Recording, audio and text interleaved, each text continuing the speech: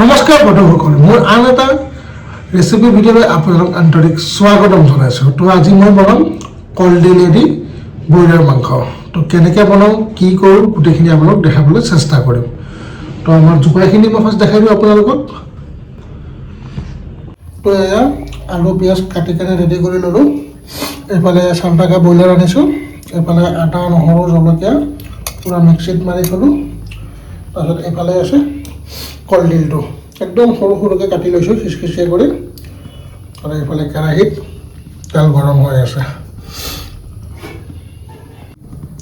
তো পূৰা তেল গৰম হৈ গ'ল, ধোঁৱা ওলাইছে তেলত। এতিয়া আমি কাটি থোৱা পিঁয়াজখিনি ফাৰ্ষ্টতে দিম ইয়াতে।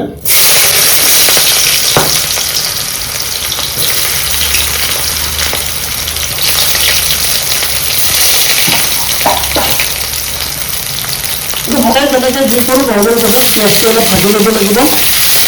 আদা অলপ মাংসখিনি দিম, নৰ্মেল প্ৰচেছ আৰু যোনটো আপোনালোকে মাছ এইটো একচুৱেলি কলডিলেদি যোনটো চিকেন বনায় সেইটো একদম নৰ্মেল। আপোনালোকে যেনেকৈ চিকেন কাৰী খায় ন, সেনেকৈ আপুনি বনালে হ'ব, খালি কলডিলটো এড কৰিবলৈ হৈ আছে, বাকী একো নাই।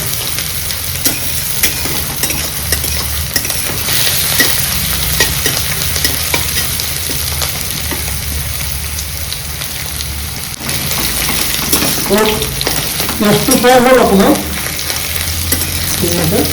এতিয়া মই চিকেনখিনি এড কৰিম ইয়াতে। আজি মই 600 গ্ৰাম চিকেন আনিছোঁ।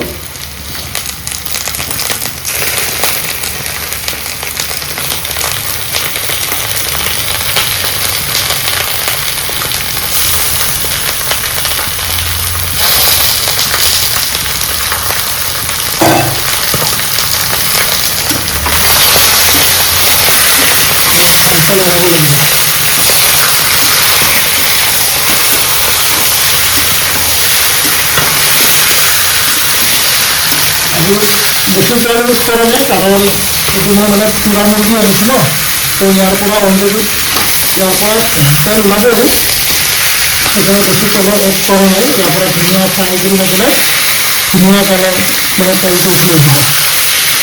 ইয়াতে মই অলপ তেল ফ্ৰাই কৰি লওঁ 5-10 মিনিট।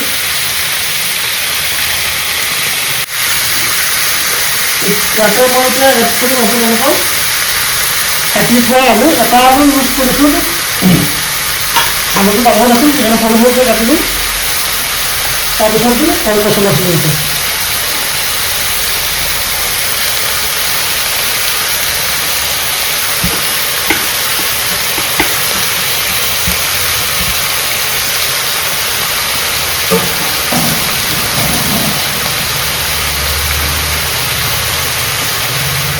ইয়াৰ পিছত আমি পূৰা ভালকৈ মিহলাব লাগিব।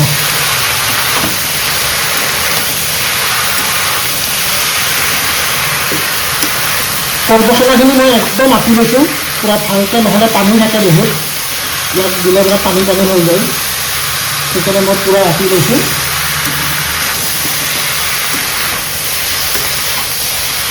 এতিয়া মই ইয়াতে এড কৰিম নিমখ আৰু হালধি আপোনালোকে। নিমখটো সদায় সোৱাদ অনুসৰি দিলে হ'ল। মই নিমখখিনি অলপ অলপকৈ হ'লেও বেছি বেছিকৈ হ'লেও 4-5 দিব, মানে মোৰ আন্দাজত আৰু।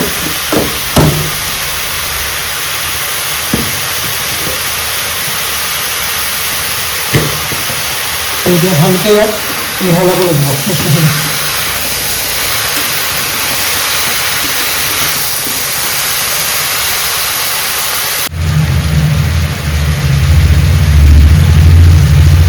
এতিয়া মই ইয়াতে এড কৰিম, অলপ টাইম ফ্ৰাই কৰিলোঁ। এতিয়া মই আদা নহৰু জলকীয়া যোনখিনি বটি থৈ গৈছিলোঁ সেইখিনি মই ইয়াতে এড কৰিম।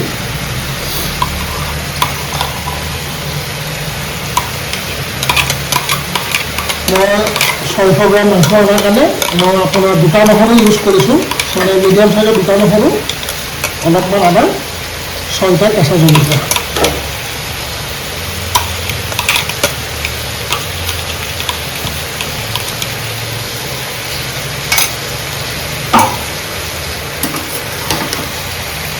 ধুনীয়াকৈ মিলাব পাৰিব। ইয়াক আপুনি নৰ্মেলি ভাজিব মাজতে স্কিনটো লৈ কৰি কেনে ঢাকনখন লৈ থাকিব, সিজিব লাগিব বস্তুখিনি, মাজে মাজে লগাই থাকিব, এনেকৈ ভাজি থাকিব অলপ টাইম।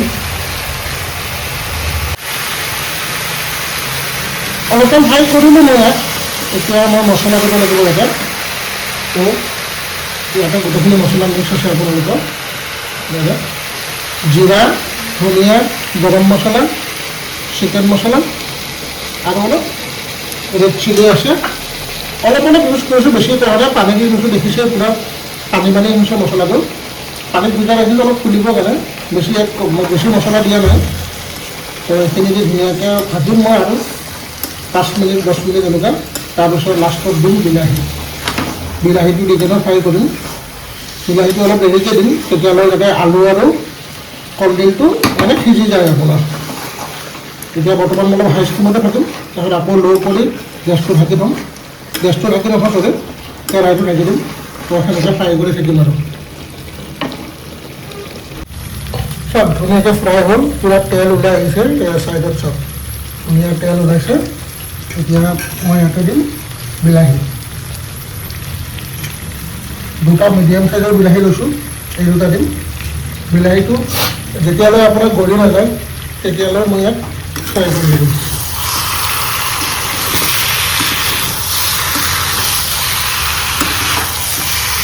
পূৰা তেল, ধুনীয়া তেল এটা উঠি আহিছে।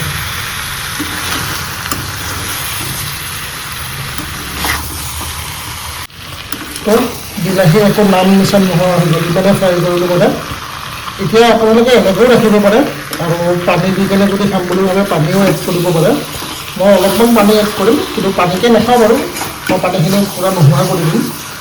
তাত আপোনাৰ কলডিলটো সিজিছেনে নাই সেইটো কাৰণে মই পানী এড কৰিম।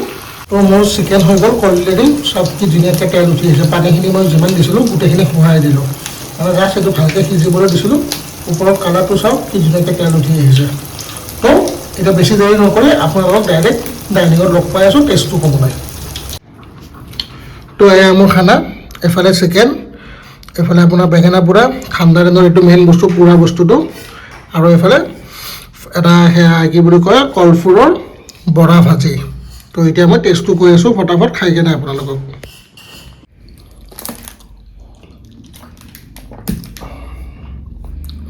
ষ্টাৰ্ট কৰোঁ। এইটো কলডিলৰ বৰা ভাজি, পূৰা ক্ৰিস্পি বনাইছোঁ মই বাৰু।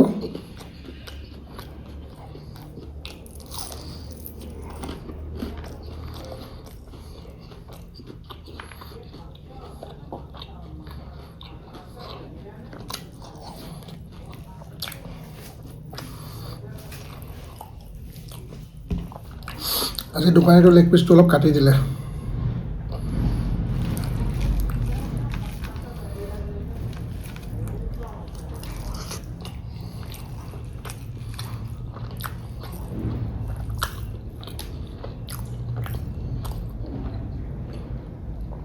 বম সোৱাদ হৈছে, বম সোৱাদ। মই ক'লোঁ ন, যদি আপুনি কলডিলেদি চিকেন খোৱা নাই খাই চাব এনেকৈ কলডিলেদি চিকেন।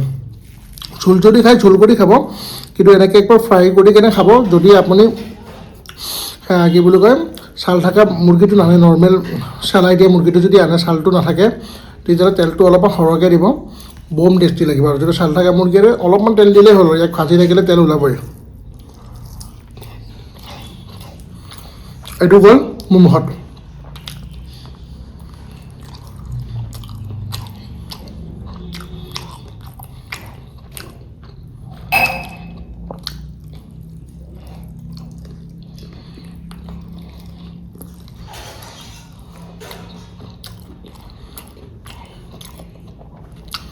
তো এতিয়া মই ধুনীয়াকৈ খাই লওঁ। নেক্সট কিহৰ ৰেচিপি লাগে জনাব। তো আজিলৈ ৰাখিছোঁ।